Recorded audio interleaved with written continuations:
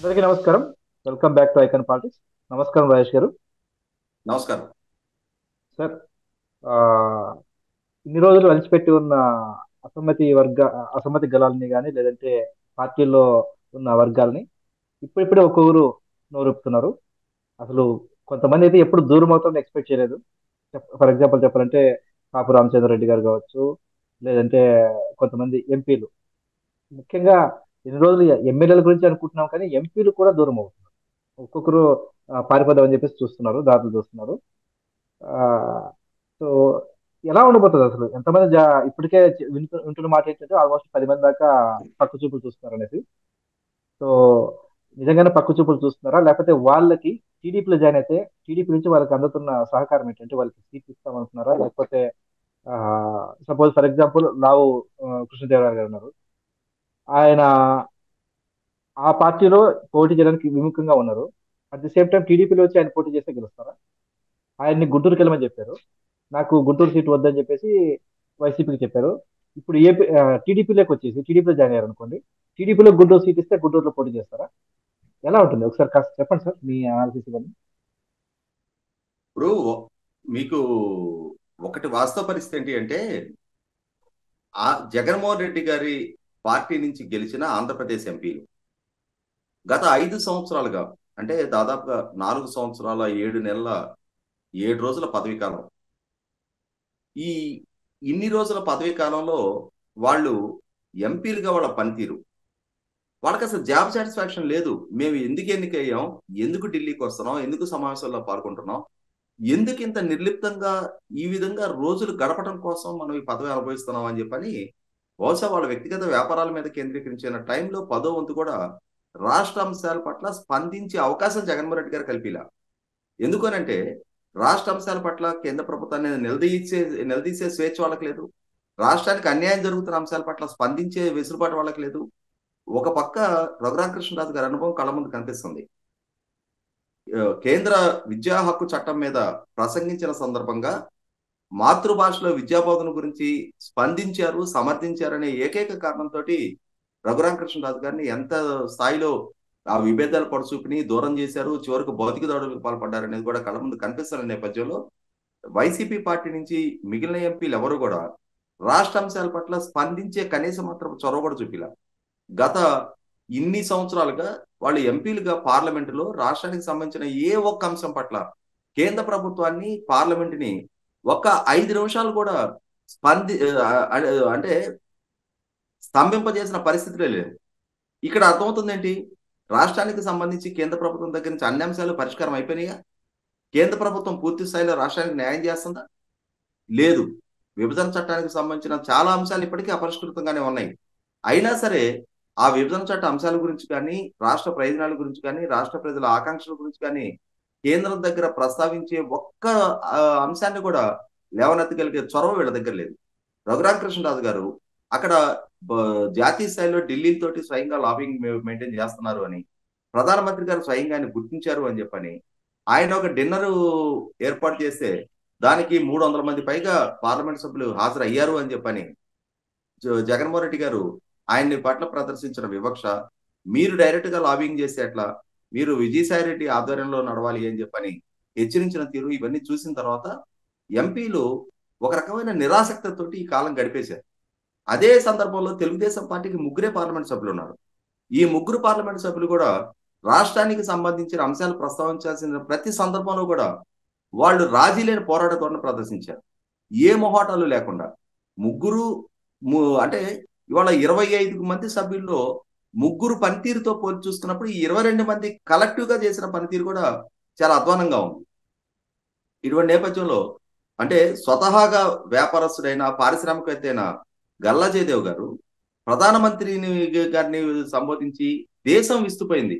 Mister finance minister and mister prime minister, you can fool somebody for some time, but you cannot fool all the people for all the time.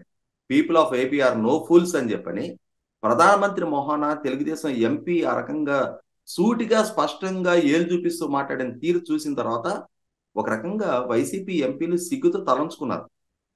You could be the best actor in the world అని చెప్పని కేసీఆర్ నాని గారు ప్రధానమంత్రిని ఉద్దేశించి చేసిన వ్యాఖ్య parliament విస్తుపోయింది. ఏంటి వీళ్ళ ధైర్యం, వీళ్ళ సాహసం ఏంటి, రాష్ట్రం పట్ల వీళ్ళ కమిట్మెంట్ ఏంటి అని వాళ్ళతో పోల్చి చూసుకున్నప్పుడు వైసీపీ పార్టీ ఎంపీలు వాళ్ళని వాళ్ళు వాళ్ళ స్థాయి ఎక్కడుంది అని చెప్పని వాళ్ళే ఆలోచించుకునే పరిస్థితి. వాళ్ళు ఎందుకు ఉపయోగపడ్డారా అంటే రాష్ట్ర వైఫల్యాల గురించి పార్లమెంట్లో ప్రస్తావించే తెలుగుదేశం ఎంపీల మీద బూతులతో విరుచుకుపట్టడానికి, రఘురామకృష్ణరాజు గారి మీద బూతులతో విరుచుకుపట్టడానికి, లేదు సెర్బియాలో అరెస్ట్ అయిన నిమ్మగడ్డ ప్రసాద్ గారిని విడుదల చేయండి అని చెప్పని విదేశాంగ శాఖ మంత్రి దగ్గరికి ఒక రిప్రజెంటేషన్ గా వెళ్ళటానికి ఉపయోగపడ్డారు తప్ప జగన్మోహన్ రెడ్డి గారి ఎజెండా అమలుపరిచి ఈ 4.5 సంవత్సరాలుగా రాష్ట్ర ప్రయోజనాల కోసం ఏమాత్రం దోహదం చేయలేదని వాస్తవం. అంటే జగన్మోహన్ రెడ్డి గారు తన ఎంపీల సమూహాన్ని కేంద్ర ప్రభుత్వానికి అమ్మేసుకున్నారు. తన మీద ఉన్న వ్యక్తిగత బలహీనతలు, తన మీద ఉన్న కేసులు, తన మీద నమోదైన ఛార్జ్ షీట్లు, తనకున్న జైలు జీవిత నేపథ్యంలో కేంద్ర ప్రభుత్వం దగ్గర నుంచి తన కేసుల విచారణ వేగవంతం కాకూడదు. అదే సందర్భంలో తన చేసే తప్పుల్ని వాళ్ళు ఉపేక్షించాలి, ఉదాసీనత ప్రదర్శించాలి, తన మీద చర్యలకు దిగకూడదు.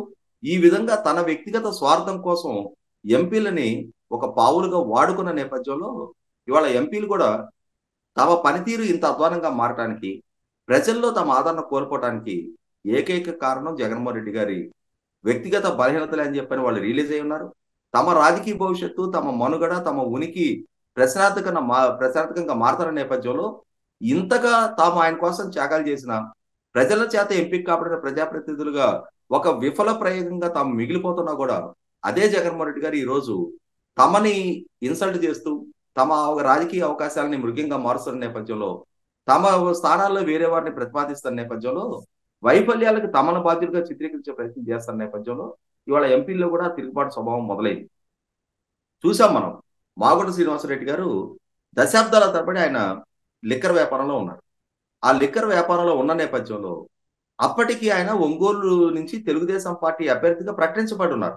అయినా సరే జగన్మోహన్ రెడ్డి గారి ప్రభావంతో జగన్మోహన్ రెడ్డి గారి పట్ల ఆకర్షితులై ఆయన వైసీపీ పార్టీ నుంచి పోటీ చేశారు, నెగ్గారు. ఆ నెగ్గిన తర్వాత ఆయన వ్యాపార మూలాలను దెబ్బతీస్తూ జగన్మోహన్ రెడ్డి గారు తన స్వార్థం కోసం తన అనుయాయుల చేత డిస్టిలరీని మొత్తం స్వాధీనం చేయించుకొని కని విని వెరుగని కొత్త బ్రాండ్లను తీసుకొచ్చి అసలు లిక్కర్ పాలసీని ఏ విధంగా తనకు అనుకూలంగా మలుచుకున్న తీరు చూసాం.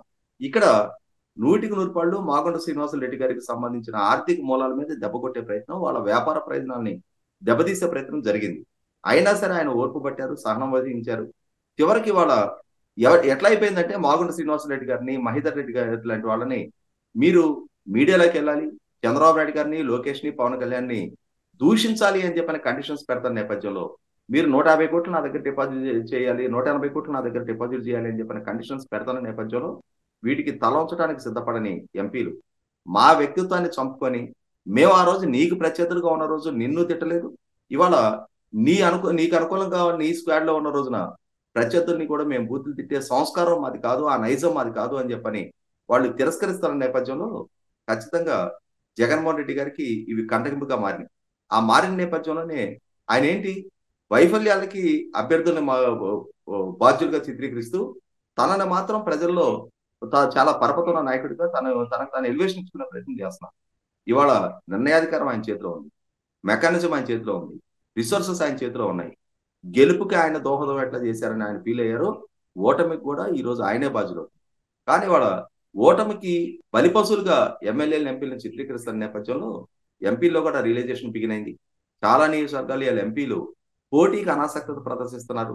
అదే సందర్భంలో వాళ్ళల్లో జరిగిన కొన్ని తప్పుల్ని ఆయన ఆవభూమిలో కుంభకోణానికి పాల్పడ్డ మార్గాన్ని భరతను ఆ రోజు మందలించే ప్రయత్నం చేయలేదు.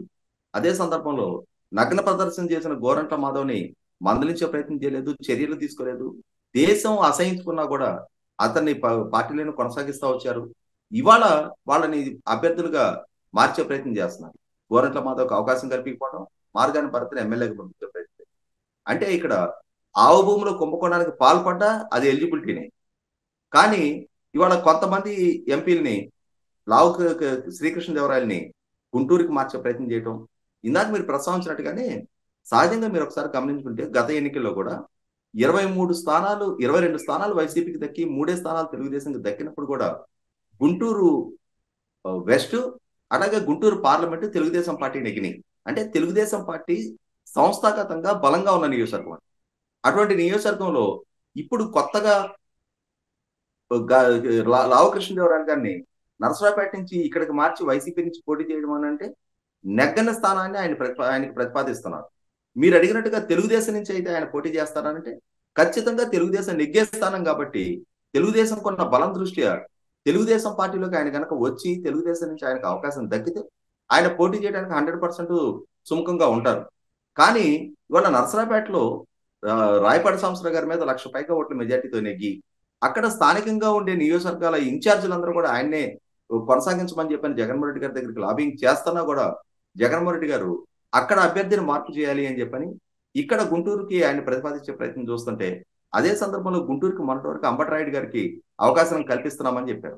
ఇవాళ ఆ అవకాశాన్ని దూరం చేస్తూ లావు కృష్ణదేవరాయలు గారిని ప్రతిపాదిస్తున్న నేపథ్యంలో లావు కృష్ణదేవరాయలు కూడా విముఖంగా ఉన్నారు అని చెప్పని తనకి అవకాశం ఇస్తున్నామని చెప్పని ప్రతిపాదించి 10 రోజుల్లోనే మోసం చేశారని చెప్పని అంబటరాయుడు కూడా పార్టీకి దూరం అవడం జరిగింది.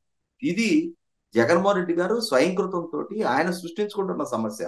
ఆయన ఆయన అభ్యర్థుల్ని ఆయన దూరం చేసుకుంటున్నారు. ఇవాళ తెలుగుదేశం పార్టీని ఇంకొకరిని నిందించే ప్రయత్నం ఆయన చేసినా కూడా ఖచ్చితంగా పార్టీ ఫిరాయింపులు ఆయన ప్రోత్సహించారు. వివిధ పార్టీ నుంచి, కాంగ్రెస్ పార్టీ నుంచి, తెలుగుదేశం పార్టీ నుంచి తన పార్టీలోకి ఆకర్షింపజేసుకొని ఇవాళ తన పార్టీని బలపరుచుకున్న నేపథ్యం ఉంది. ఇటువంటి నేపథ్యంలో రాజకీయంగా ఎవరి అవకాశాలు వారు చూసుకుంటున్న సందర్భంలో వారికి ఉన్న రాజకీయ భవిష్యత్తుని జగన్మోహన్ రెడ్డి గారు అస్థిరపాలు చేస్తున్న నేపథ్యంలో నాయకులు కూడా వారి రాజకీయ భవిష్యత్తు దృష్ట్యా ప్రధాన ప్రతిపక్షంగా తెలుగుదేశం జనసేన కూటమి వైపు ఆకర్షితులవుతున్నారు. ప్రజల్లో ఎటువంటి పరిస్థితి రియాక్షన్ వస్తూ ఉంది, ప్రభుత్వం పట్ల ఎంత వ్యతిరేకత పెరుగుతూ ఉంది, ప్రతిపక్షాల పట్ల ఏ విధంగా ఆకర్షితులవుతున్నారు అనేది ఇవాళ ఈ అభ్యర్థులు కూడా రాజకీయాల్లో క్రియాశీలకంగా ఉన్న వాళ్ళు కూడా రిలీజ్ అవుతున్నారు. జగన్మోహన్ రెడ్డి గారు ప్రజలతో డైరెక్ట్ గా ఇంటరాక్ట్ అవ్వట్లా, కానీ ఎమ్మెల్యేలు, ఎంపీలు నిత్యం ప్రజలతో మమేకమై ఉండేవారు. ప్రజల మనోభావాలు ఎట్లా ఉన్నాయి, పాలన పట్ల, ప్రభుత్వం పట్ల ప్రజలు ఎటువంటి స్పందన ఉందనేది వారు రియలైజ్ అవుతున్నారు. కాబట్టి ఇవాళ చాలా మంది ఎంపీలు కూడా తెలుగుదేశం పార్టీ నుంచి అవకాశాలు అందుకోవడానికి ప్రయత్నం చేస్తా ఉన్నారు. వీరిలో ఎంతమందికి తెలుగుదేశం పార్టీ అవకాశాలు కల్పించగలుగుతుంది అనేది చూడాలి. కానీ ఒకటైతే వాస్తవం, ఇవాళ జగన్మోహన్ రెడ్డి గారి పార్టీ సృష్టించుకుంటున్న సంక్షోభ నేపథ్యంలో జగన్మోహన్ రెడ్డి గారి పార్టీ, ప్రభుత్వం కూడా ఎన్నికలకు ముందుగానే అంటే తన సైన్యాన్ని తానే నమ్మలేని పరిస్థితిలో తన సైన్యాన్ని తానే నిర్వీర్యం చేసుకుంటున్న జగన్మోహన్ రెడ్డి గారు లాంటి నాయకుడిని చూసిన తర్వాత యుద్ధాన్ని ఎదుర్కోబోయే ముందు సైన్యాధ్యక్షుడే సైన్యానికి వెనుపోటు పొడిచినట్టుగా ఇవాళ రాష్ట్ర ప్రజలు కూడా భావిస్తున్నారు. సార్, ఇక్కడ ఒక విషయం చెప్పుకోవాలి. టీడీపీలో ఎంపీ సీట్ కన్ఫర్మ్ అయిపోయిన తర్వాత వాళ్ళు పార్టీ జంపు కొట్టారు, అప్పుడు వైసీపీకి వెళ్ళిపోయారు. ఫర్ ఎగ్జాంపుల్ రఘురామకృష్ణరాజు గారు 2014లో ఆయనకి MP seat TDP Narsapur seat confirm చేసిన తర్వాత ఆయన మళ్ళీ దాంట్లోకి వెళ్ళిపోయారు. అయితే 2019లో తర్వాత మాగొండ శ్రీనివాసరెడ్డి గారు ఆయన నెల్లూరు సీటు ఎంపీ సీట్, అది ఒంగోలు ఎంపీ సీట్ కన్ఫర్మ్ అయిన తర్వాత కూడా ఆయన వెళ్ళిపోయారు, అక్కడికి వైఎస్ఆర్సీపీలోకి వెళ్ళారు. తర్వాత ఆదాల ప్రభాకర్ రెడ్డి గారు అనుకుంటారు నెల్లూరు నుంచి, ఆయన కూడా ఎంపీ సీట్ కన్ఫర్మ్ చేసిన తర్వాత వెళ్ళిపోయారు. ఇప్పుడు వాళ్ళు టీడీపీలోకి వస్తారంటే వాళ్ళని తీసుకుని వాళ్ళని నమ్మి ఎలా సీట్ ఇవ్వబోతారు? ఒక రకంగా రఘురామకృష్ణరాజు గారు, మాగొండ శ్రీనివాసరెడ్డి గారు, ఆదాల ప్రభాకర్ రెడ్డి గారు, ఈ ముగ్గురు వల్ల తెలుగుదేశం పార్టీ ఒక రకంగా వంచనకు గురైందనేది వాస్తవం. వాళ్ళు కాకపోతే ఇక్కడ రఘురామకృష్ణరాజు గారు చాలా ముందుగానే రిలీజ్ అయ్యారు. తన తప్పును చక్కదిద్దుకునే ప్రాసెస్ లో అవిశ్రాంత పోరాటం చేస్తున్నారు. వ్యక్తిగతంగా ఆయన గాయపడ్డారు, చాలా అవమానాలు ఎదుర్కొన్నారు, కేసులు పాలయ్యారు, తన నియోజకవర్గంలో పర్యటించలేని పరిస్థితులకి గురయ్యారు.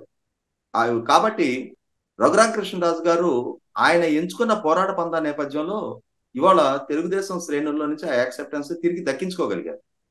కానీ మాగొండ శ్రీనివాసరెడ్డి గారైనా, ఆదాల ప్రభాకర్ రెడ్డి గారైనా ఈ రోజు చివరి నిమిషం దాకా ఆ పార్టీలను కొనసాగుతూ ఉన్నారు. వాళ్ళని ఎంపిక చేసిన ప్రజల ఆకాంక్షలకి వ్యక్తం చేయలేకపోయారు, ఆ ప్రజలకి న్యాయం చేయలేకపోయారు. నాయకులుగా తమకు కూడా జాబ్ సాటిస్ఫాక్షన్ లేకున్నా కూడా జగన్మోహన్ రెడ్డి గారి పార్టీలోనే చివరి నిమిషం దాకా కొనసాగున్న నేపథ్యంలో ఇప్పుడు ఈ టికెట్ల ఎంపిక దగ్గర వారికి అన్యాయం జరిగింది అనే ఏకైక ప్రాతిపదికగా తెలుగుదేశం పార్టీలోకి వచ్చిన తెలుగుదేశం పార్టీ వారికి అభ్యర్థిత్వాలు ఖరారు చేయడం అనేది సరైన విధానం కాదని ఇవాళ తెలుగుదేశం శ్రేణులు కూడా భావిస్తా ఉన్నారు. తెలుగుదేశం నాయకత్వం కూడా అంతగా సాహసించి వారికి మళ్ళీ తిరిగి రాజకీయ అవకాశాలు, వారిని మళ్ళీ ఎంపీలుగా, అభ్యర్థులుగా పరిగణలోకి తీసుకుంటుందని చెప్పని నేను కూడా భావించట్లేదు. చూద్దాం సార్, ఎందుకంటే ఇప్పుడు ఇప్పుడు ట్రిపుల్ ఆర్ గారిని కానీ లేదంటే మాగొండ శ్రీనివాసరెడ్డి గారిని కానీ, ఇప్పుడు ఆయనకి మాగొండ శ్రీనివాసరెడ్డి గారికి వాళ్ళ అబ్బాయి కేసు ఉంది, ఒకవేళ ఇప్పుడు ఆయనకి సీట్ ఇచ్చి, ఒంగోలు ఎంపీ సీట్ ఇచ్చేసి ఆ, గెలిపించినా కూడా మరి ఆ అబ్బాయి ఆ లిక్కర్ కేసు ఉంది కదా, ఇది పార్టీకి ఎప్పుడైనా తలనొప్పే కదా. మళ్ళీ జుట్టు పట్టుకోవడమే కదా వాళ్ళు, టీడీపీ జుట్టు పట్టుకోవడమే కదా కేంద్రంలో వచ్చిన వాళ్ళు. ఎందుకు ఇదంతా ఇంత రిస్క్ టీడీపీ పార్టీ చేస్తుందంటారా? చూద్దాం ఏ పరిస్థితుల పరిణామాలు ఎట్లా కనిపిస్తాయో. ఓకే సార్, మీరు చెప్పింది ధన్యవాదాలు సార్. వాస్తవం. ఇవాళ వాళ్ళకున్న వ్యక్తిగత బలహీనతలు రేపటి రోజున ఈ ప్రతిబంధకంగా మారటం ఖాయం. చూద్దాం సార్, ధన్యవాదాలు సార్.